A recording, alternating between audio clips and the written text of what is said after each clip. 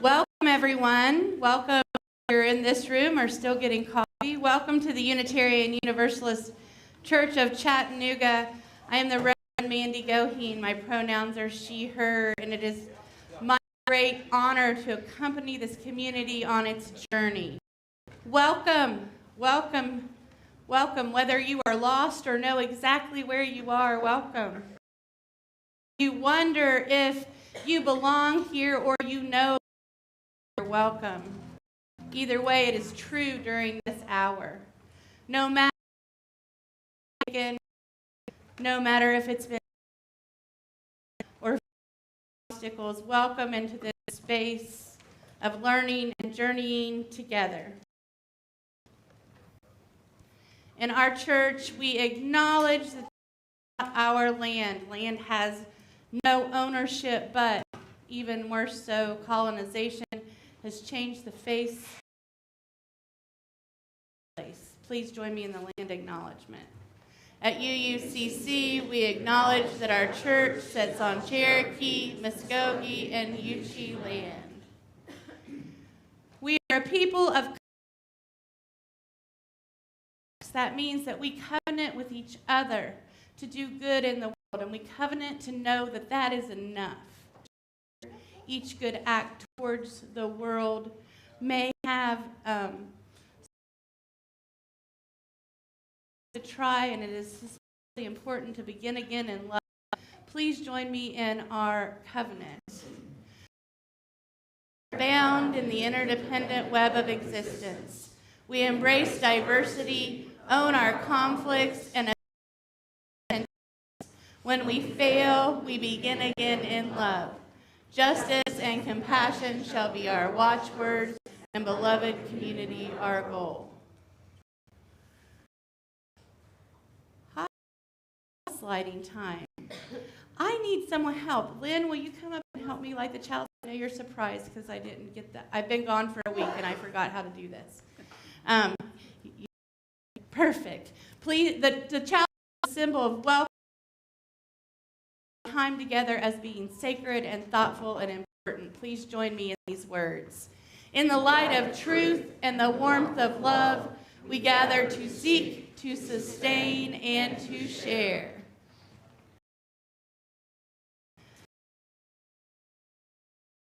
In the teal hymnal, will also be on the screen. It's number 1028. It is the hymn of the month.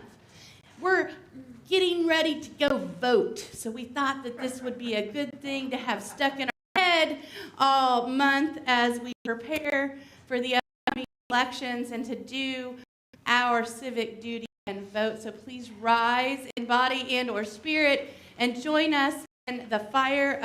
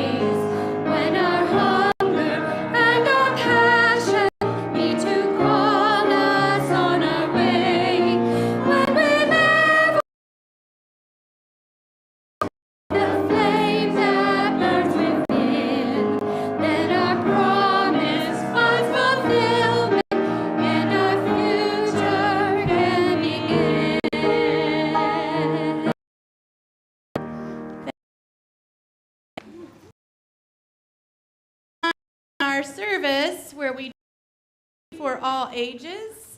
It is a time when young at heart forward pictures.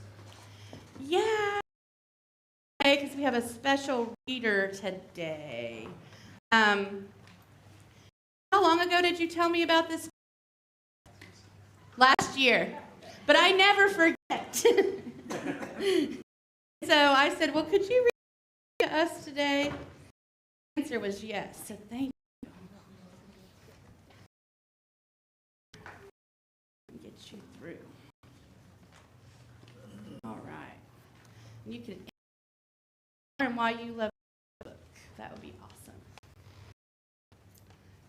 Good morning, cousins. Is this on? Lift it up. Okay. Oh. Yes. Good morning, cousins. Good morning. How are you? Good. My name is Jill Jackson Hutton, but you can just call me Jay. I come from the Eastern Shore of Maryland, where in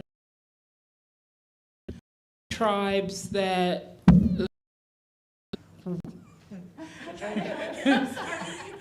the tribes that lived there were decimated by the coming of settlers, should that be the word, colonizers.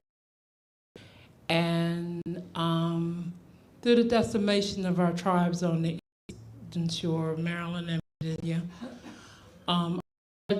ended up being mixed with African blood, and many of us forgot our stories. But the book Fry Bread teaches us all are connected and how through the sharing of food and recipes, we all come together. So today to read it to you.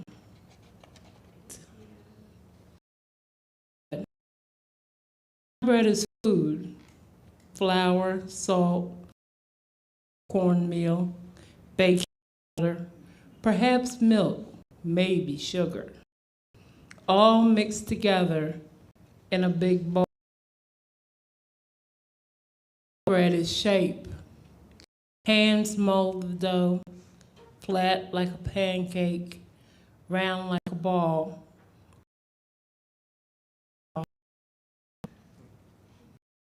Fry bread is sound. The billet clangs on the stove. The fire blazes from below. Drop dough in the skillet. The bubbles sizzle hot. Bread color, golden brown, tan or yellow. Deep light coffee, sienna or earth. Light like snow and cream, warm like rays of the sun. Fry bread, seed, beans, or soup, smell tacos and vegetables, delight in honey and jam, rise to cover what brings us together. Fry bread on weekend holidays, supper or dinner, powwows and festivals, together with family and friends. Bread is sculpture, landscape, portrait, our daily craft shared from teacher to student, a cycle of heritage and fortune. Fried bread, Alaska, Kansas, all the way to Maine, down to Delaware, on to Georgia, over to Oklahoma, Colorado, and California, cities and lands we call Abenaki, Arapaho, Ojibwe, Onondaga, Sioux, Narragansett, Navajo, Nipmuc, Seminole, Shoshone, Sac, and Fox, hundreds and hundreds of tribes.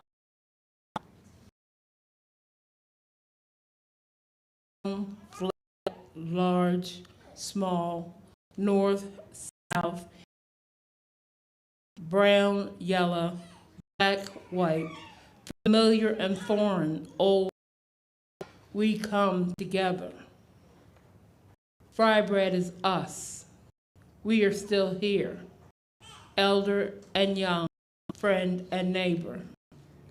We strengthen each other to survive. Fry bread is you.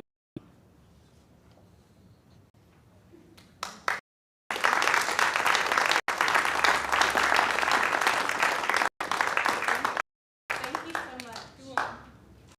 See, I never forget if you tell me you can do something as another lesson.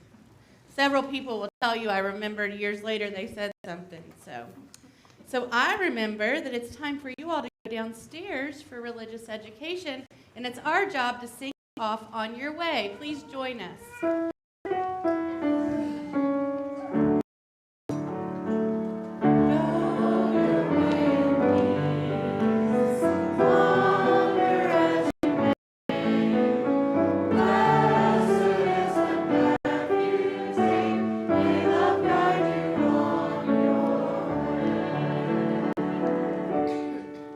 Of home can have a big impact.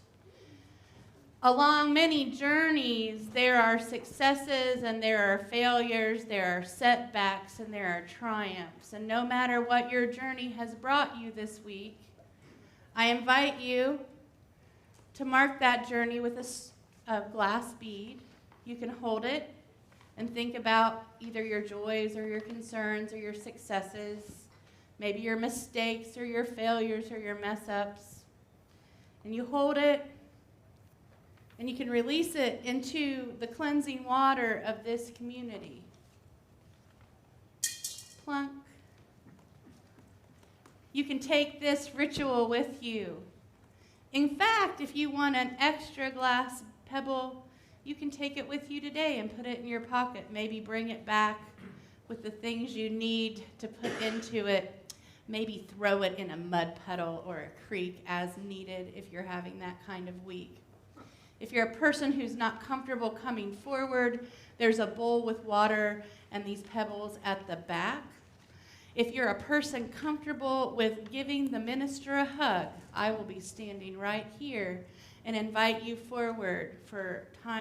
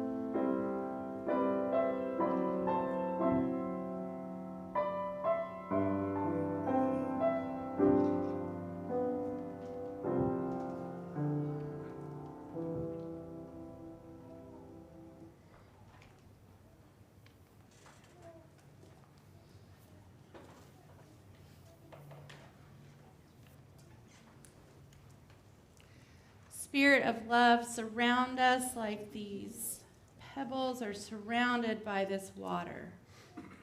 Keep us safe and secure.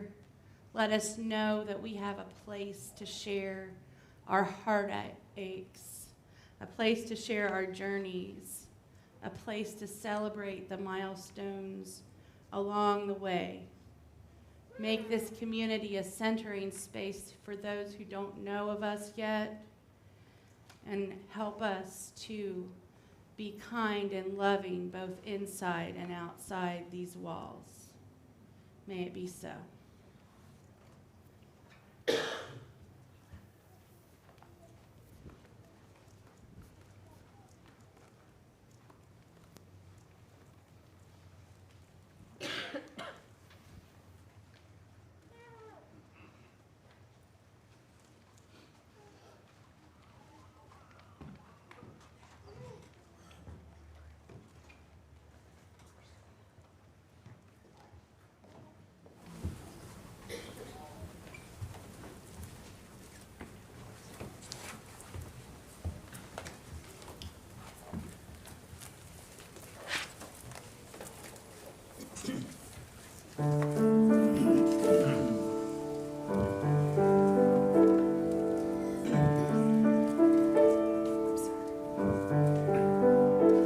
Tis a gift to be simple, tis a gift to be free, tis a gift to come down where you ought to be. And when we find ourselves in the place just right, 'twill be in the valley of love and delight. When true simplicity is gained, to bow and to bend we shan't be ashamed. To turn will be our delight, till by turning we come round right.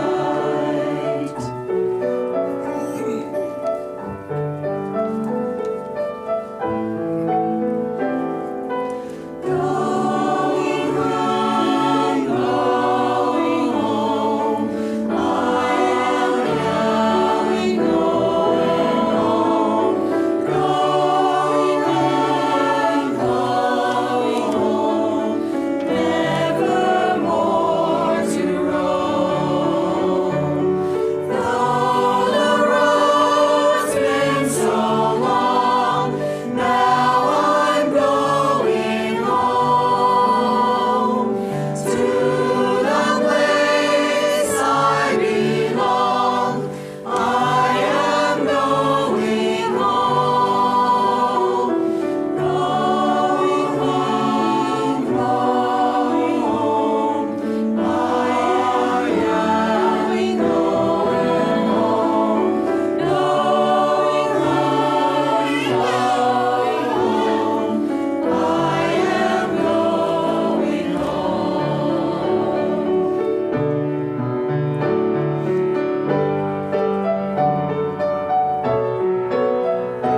Tis a gift to be simple, tis a gift to be free, tis a gift to come where you want to be. And when we find ourselves in the place just right, 'twill be in the valley of love and delight. 'Twill be in the valley of love and delight. Going home.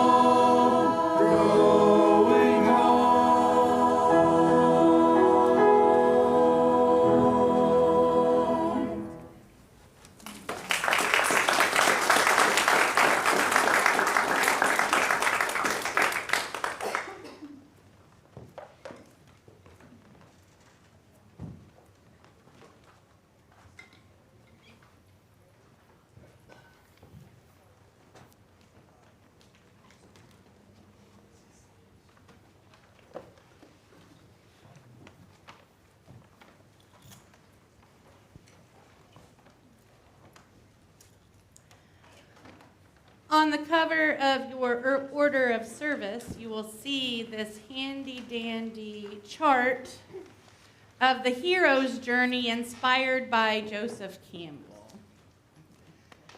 I want to say that sometimes it is helpful when going through something to have a little graphic to help us figure out what the heck's going on and where we are. The call to adventure can mean many things, and I think that if you are here today, you are called to be in community, probably. You're called to come to a place where you are nourished, and even if you don't buy into what the minister says, you have some friends and some decent coffee, and I think that's a worthwhile journey. The call to adventure has a spot in it where you refuse the call, and have I ever refused calls to adventure? Has anyone been, I'm going to put this in simpler terms, I don't know, wanted to grow up and be a lawyer or a doctor or some kind of thing that seemed like a big journey. Or just grown up to be a grown-up, maybe.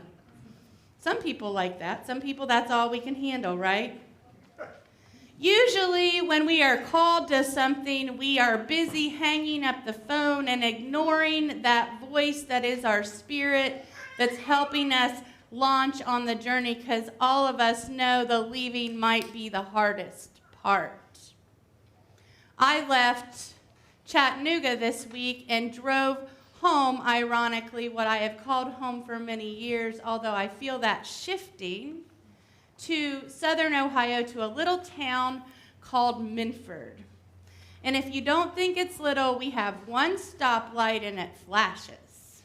And not everybody stops. So, they have the best pizza, in my humble opinion, in the entire world. You know, world famous Giovanni from Minford, Ohio is delicious. It is the taste of going home for me. There are thresholds, and for example, my threshold on this journey this week was driving north through the middle of many snowbirds also leaving Florida. Wall to wall, Winnebagos pulling Jeeps and motorcycles and all the things, and semis, and a 5-hour journey took 9. And I almost turned around, if it were not for the Dollar General, which is everywhere when we need it, and the candy, and the Coke, and the little cry for a minute that kept me going. There was a moment when I almost gave up. Have we been on journeys where we almost just gave up? Just seemed too hard. A little cry, that's fine. I think on this hero's journey, you can take this home and study in it and use it how you want, throw it in the trash. But here's the part that we don't always pay attention to. Do you see the word helper? My helpers on the journey were 16 and 18. Not interested in driving in something I wasn't interested in driving in either. In fact, one refuses to get their permit, so that wasn't going to happen. But it's nice to have somebody on the journey to witness the crying and say, hey, Mom, would you like me to play music? It helped me get to the next stage. The threshold was going to my uncle's memorial service in the context of Southern Ohio Christianity, which I have fled and remade home for the very context. My uncle was an amazing man, but I disagree with what was touted as his legacy. Touted as his legacy is that he was such a good and saved human that he would be waiting in heaven for his children. One of the wise ones in the back seat on the way home of that trip says, after my mom got out of the car, thank goodness, well, I guess we're not going to see Uncle Ken again. And I needed that so badly, right? Just that little affirmation. And then about an hour and a half later, my cousin hands me a pen, and it's Jesus, and he's doing a face palm, and it says, I didn't say that. And so I am anchored and certain of who I am again on the journey. And I remember the context of Unitarian Universalism. In fact, I remembered I was doing this service. I looked over to a cousin and said, oh, it's Friday. Sunday's pretty close. I better figure out what I'm doing. And the choir was already singing the journey. I was already on a journey. That made a lot of sense. And I thought, well, what on earth will I talk about when I have just witnessed how other I am in the context of my family? There is a pain there for me. A pain in the idea that they are sure, some of them, not all of them, that I won't be there to see them again. A certainty of heaven and a certainty of what God and Jesus means that is really hard for me to swallow. I love my Christian roots. I adore Christianity, but I am a universalist at heart, and that means we're all getting in, if it's even a thing. We're all getting in means that we're all there together. It doesn't mean it's a club, a private club, based on a belief that is the hardest part for me and why I may have grown out of that belief system in the first place, which is a belief in the inherent badness of people. To reject that has been sort of my journey, honestly. To understand the inherent goodness in people and to make it a priority, it is in fact our first principle, the inherent worth and dignity of every person. It really hadn't struck me how radical that was until this weekend. That is radical, loving thinking. It is radical, loving thinking to think that if your belief system brings you to Christianity and God, you know that Jesus and God are tough enough to answer some questions. You know that God is strong enough to not be believed in. You know that you have a choice. And one of the things that we know in Unitarian Universalism that is so important on this journey is something that has been said over and over again throughout our history. Are you ready? Revelation is not sealed. That means that we are open to asking questions. We are loved by whatever is out there. We have an opportunity to think for ourselves. If it is true we are given free will, then we get to use it. We get to use it to make choices. And we get to use it to focus ourselves on love. Revelation is not sealed means we can take this hero's journey and throw it out if we want to. We can draw our own map. We can create our own belief system. It is, in fact, our legacy. Our legacy is to start simple. Do you hear the song? It's a gift to be simple. It's a gift to be kind. What if that was our focus? What if our focus was on the gift of love and giving to each other? What if our focus was on community? What if our focus was when people walked in, there was never a question of whether they belonged or not? There is somebody who has pushed back on Joseph Campbell in a more feminist perspective. Her name's Clarissa Pencos Estes, and she tells a story about how the zygote fairy brings babies to people's house, and the fairy's flying along. And I've told this story before, and there's a basket full of little zygotes bumping around, like excited. I know, you've believed in storks and cabbage patches. This is fine. And like, it's bouncing around, and it's so excited that it flies out in the wrong place and lands in the wrong family. And I always remember that story when I go home. Thank goodness my cousin is also a weirdo and gave me this pin, right? I think the fundamental truth that hurts so deeply that I have come past and found a new home in is that who I am called to be a religious professional and be here to help you all on your own individual journeys, no matter how much success I have or what kind of master's degrees of blah, blah, blah I have, my family doesn't consider me successful. Doesn't consider me a person of God, so to speak, or a person who has authority and kindness. One of my cousins leaned over and said during the memorial or the funeral, let's just be honest, we sang How Great Thou Art and all those songs. During that, my cousin leaned over and said, "Hey, this is a great service. Are you getting some tips?" And I was like, no, I'm not. Thank you. And it was going so well. Have you been to a kind of unsatisfying memorial service? It was going so well. There were these words of wisdom from my uncle that are just beautiful. Don't quit. That reminded me of the journey. Don't quit, even if you want to, even if it's hard. Get some candy, get back in the car. Don't quit. It only takes, this is my favorite one, it only takes 15 minutes to go from good to excellent. Isn't that a good one? Juicy, right? I was like, ooh.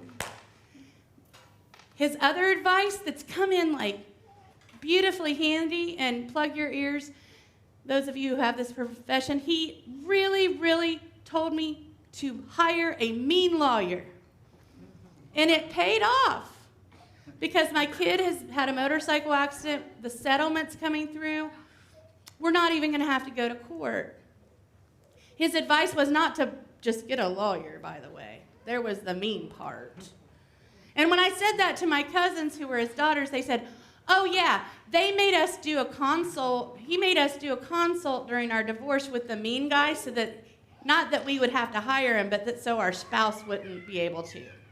So, always the businessman. Always thinking of the future and thinking of his children. And to think that his only legacy is this heaven just felt disrespectful in a weird way. It made me not feel like I got it. Especially standing on a 500-acre Black Angus cattle ranch that looks like the actual heaven I would expect. Especially when his children are all successful. Especially when one of his children doesn't follow that belief system and is in the room. How much damage does religion do to a grieving heart? Sometimes more than we want it to. The purpose of religious communities is to hold us together through discomfort. It's not to fix us. It's not to make us believe in specific certainties. It's to help us have partners and helpers on the journey and not feel alone. I needed to have gone back. You've heard that you can never go home thing. I've known that for a long time, but I've almost started forgetting why I ran away. I was almost like, gosh, this farm is beautiful, and I could be close to my nephews, and okay, I'm going to go back to Tennessee where I have a chance at heaven. I'll see y'all later. I'm going back. I'm going back to where people, like in this space, acknowledge that I am somebody who is a religious professional. For crying out loud. I know they're uncomfortable with it. I did ask my mom if I should wear my clergy collar, and she's like, no. I was like so relieved that I asked and didn't do it afterwards. But it was beautiful and it was special, and his legacy is so much more. To me, his legacy is don't quit. Don't turn around in Rocky Top, Tennessee and come home, because the traffic's going to be just as bad on the way home, is one of the things I was thinking. Be there for people in unique situations is fabulous, and that's what I was thinking.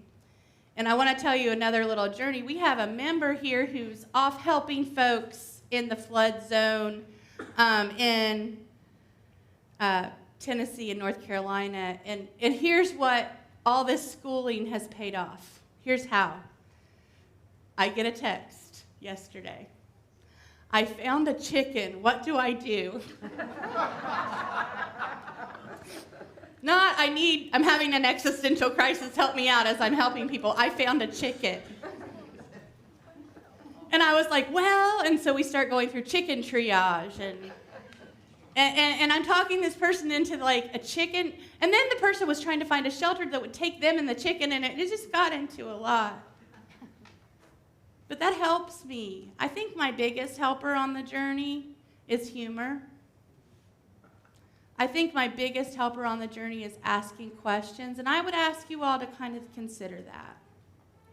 Who are your helpers on the journey? What are your coping mechanisms that are semi-healthy at least? I know I don't always eat Laffy Taffy, but when I do, I make it to Ohio, right?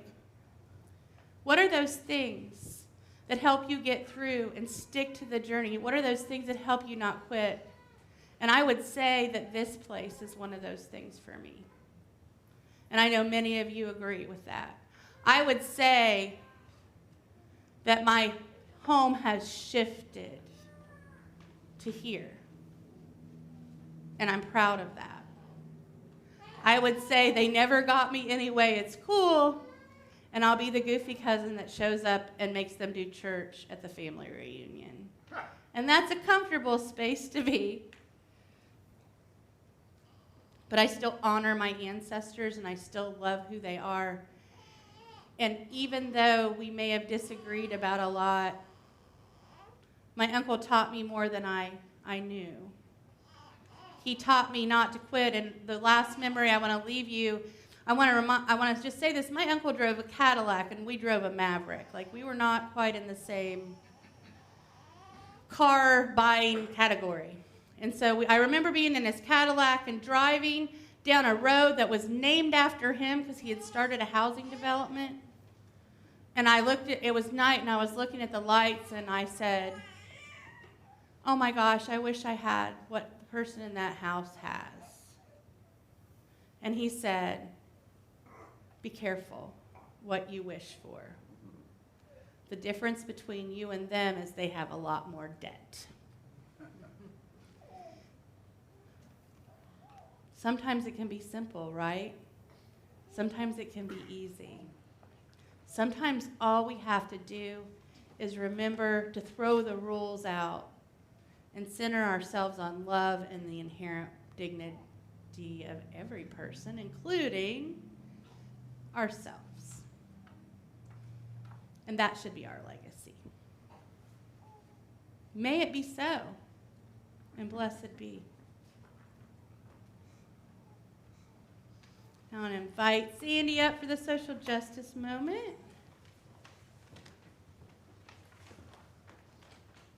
Thank you. Are you on? This one's on. Testing, hold on. Want to trade? Test, Oh, you got it. testing, now it's on, now it's on. Good. Hi, everybody. Hi, Sandy. Good to see you.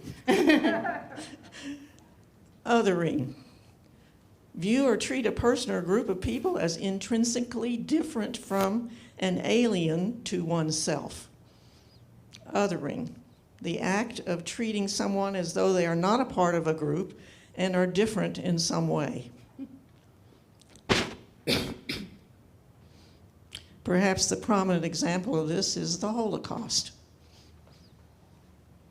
You know that othering is at work when people use images and words that distort, insult, exclude, or dismiss another group of people. It can take the form of jokes or insults that can be hurtful and isolating, setting some people apart as inferior or different. When I was a child, there were a lot of Polish jokes. Remember those? Elderly, disturbed, other-gendered, discrimination attitudes. It's akin to tribalism. That can take many forms in our modern society. One prominent example of tribalism is individuals' strong affiliations with sports teams. These affiliations are often built on regional identities and promoted through the use of symbols. The term belonging also connotes something fundamental about how groups are positioned within society, as well as how they are perceived and regarded. It reflects an objective position of power and resources, as well as the intersubjective nature of group-based identities. With a negative connotation and in a political context, tribalism can also mean discriminatory behavior or attitudes toward out-groups, based on the in-group loyalty. Those people over there are not like us. They're not going to heaven. Not going to heaven. Tribal mindset. It's a mindset where you want to be in a position to control the people around you. And to secure that position, you can go to any extent. With tribal mindset comes biases and strong opinions. The kind of in-group solidarity can feel awesome. But in our relations with other groups, it can lead to worst behaviors of which human beings are capable: prejudice, discrimination, violence, atrocity, and genocide. Is there a good side to tribalism? Are you a Lookouts fan? Does that be good? In essence, the positive aspect of tribalism lies in the ability to foster a tight-knit community, beloved community, that empowers and motivates individuals, amplifies their collective efforts, and provides a sense of belonging and support in their pursuit of purpose. That is beloved community. Or a more toxic form of tribalism has the potential to hinder collaboration, limit diverse perspectives, and impede the holistic development of solutions. That kind of tribalism instructs us to consider ourselves better and more deserving than all those other groups. While we can't avoid othering, really, democracy promotes us, protects us, and brings gets rid of negative action by insisting on freedom of religion and anti-discrimination. These are fundamental constitutional principles worthy of protection. Please vote. I'm always reminded when thinking along these lines about the poet Edwin Markham. And some of you may know about him. He was born in, 1852. And he was officially the poet laureate of Oregon, and he was also called the poet of labor. He's quite famous for his labor poetry. And what touches me most about him is, I didn't know this, he is the poet laureate of universalism. He was a universalist. And he's, the poem that I've always remembered, that I keep reminding myself when we think about othering, it's called Outwitted. He drew a circle that shut me out. Heretic, a rebel, a thing to flout. But love and I had the wit to win. We drew a circle that took him in. This poem reminds us that we too can draw large circles of belonging and inclusion.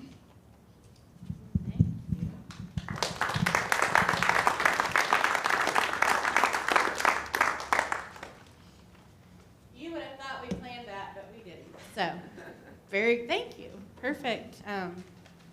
So the offering will be received, and we're working on, really, our focus is getting a coordinator for religious education. We've had some interviews now. We're trying to get some more consistent programming, specifically nursery for kids, and get this place focused on widening that circle so families who are with children can be comfortable either with them being in the sanctuary, being noisy, which I don't mind. I went to Catholic church. We weren't allowed to hide. Yeah. And also just having better programming and more interesting things for youth and older children around here. There's been a lot going on this week. I still would like you to look up at the sign when you go in and out. If you didn't hear, the big sign on the cell tower got painted. And I know that we've clapped for Bill so many times about this cell tower, but I want to say, some of those people, when I told this last year, who saw me get out of the car when they were painting it, were a little worried about me for a minute until they figured out I was excited, because I was hooting and hollering like my people where I just came back from. And so I'd like to just honor you again and give you a round of applause for that.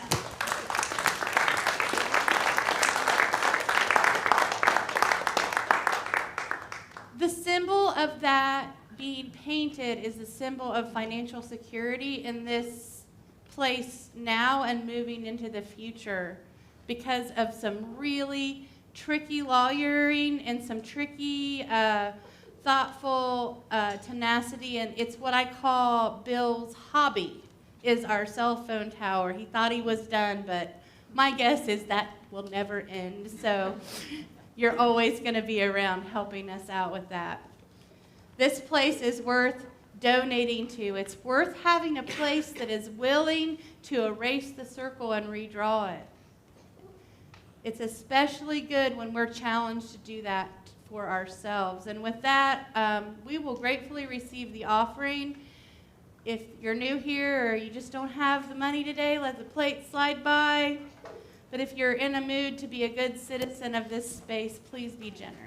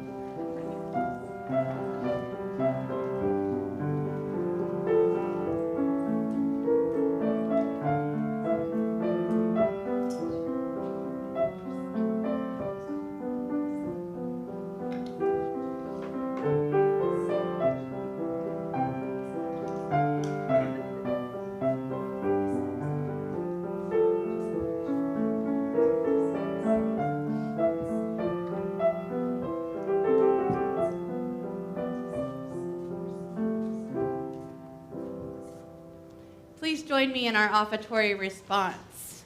We give these gifts freely, committed to our mission to care, create beloved community, awaken hearts and minds, resist injustice and act with compassion, embrace life and care for the earth.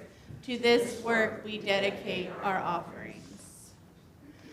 Please rise in body and our spirit and join us in our closing song, "O Come You Longing, Thirsty Souls."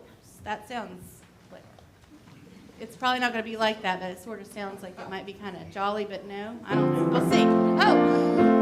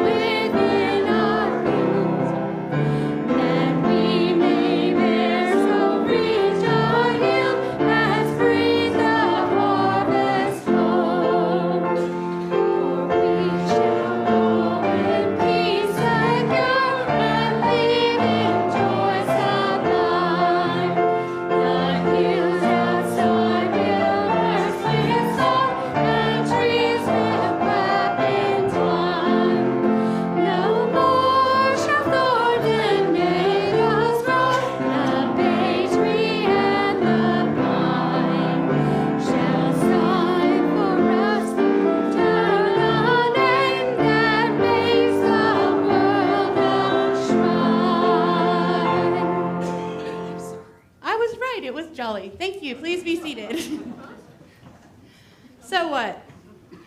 So if you don't already know this and you're interested in planning what your memorial, homegoing, whatever you would like to call it, funeral will be like, I'm available for a meeting about that. Here's the best joke yet. So I'm not the only silly kid in the family. Thank goodness I fit in like that.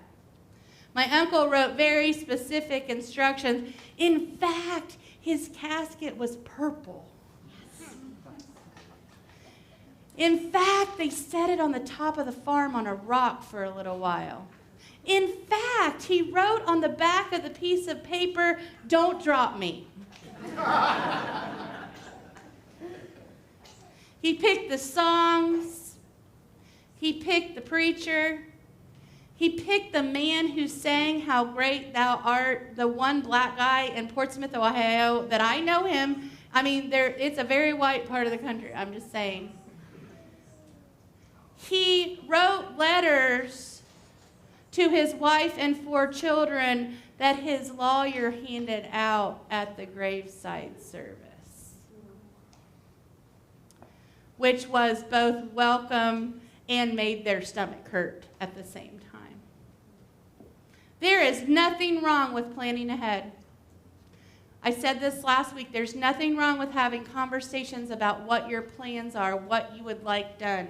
Because here's what's worse.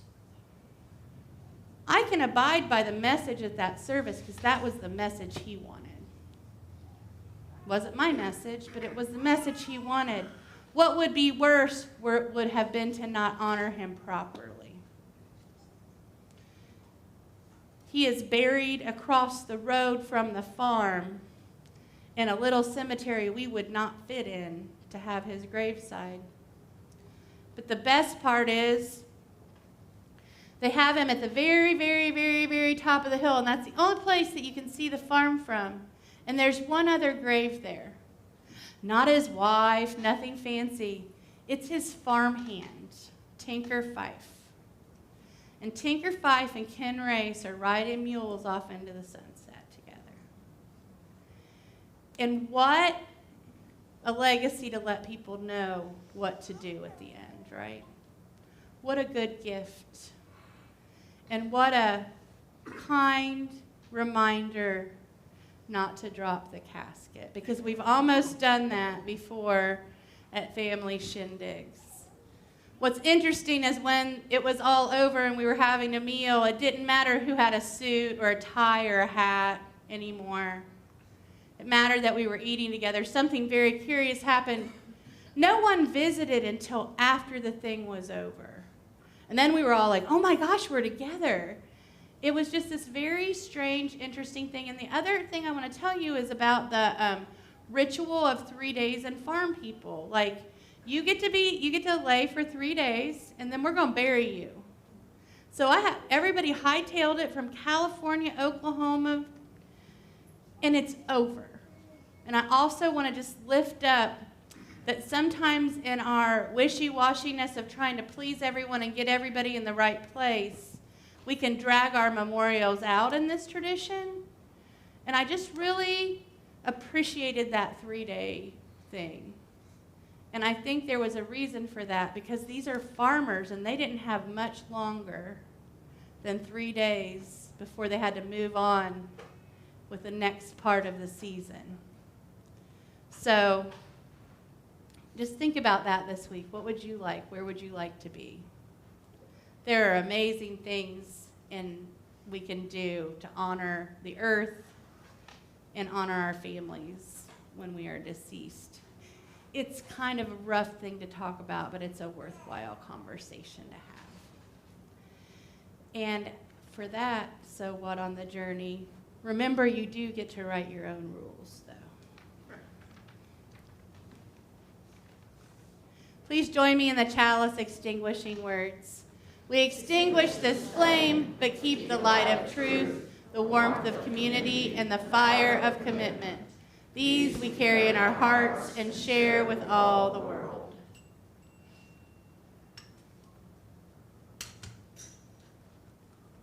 And now it's time for announcements. I see people starting to stand. Hi. Hi. I need a microphone. Oh, my cousin at one point during the memorial said, I'm just loud, and I cringed because we're so good at. I don't know that I'm not. Right. I'm Jan Brooks. My pronouns are she, her. Judy Gallagher has informed me that we have received 100 postcards, get out the vote, or reminders to vote to people in New Mexico. If you could stop, if you have a few minutes after church at that table, she's already put on addresses, and you choose from one of 3 messages what to write on the postcard. It would be so much appreciated.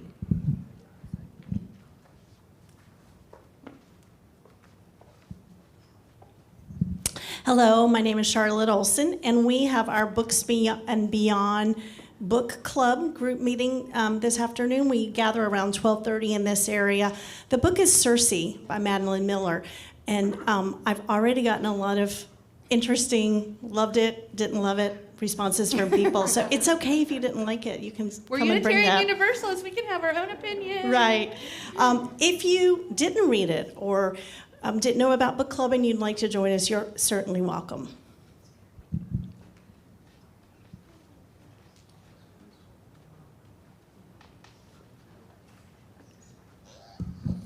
All right, I need to remind you all, we have Jack Allen coming to the forum next week, next Sunday at 9:30.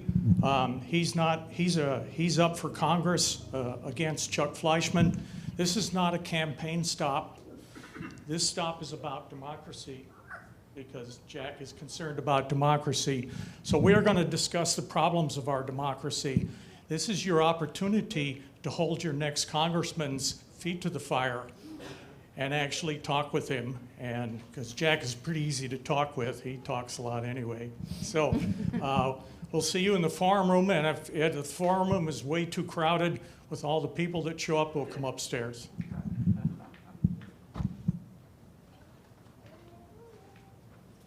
Wow. Our service has ended. May our service begin along with the adventures on the journey.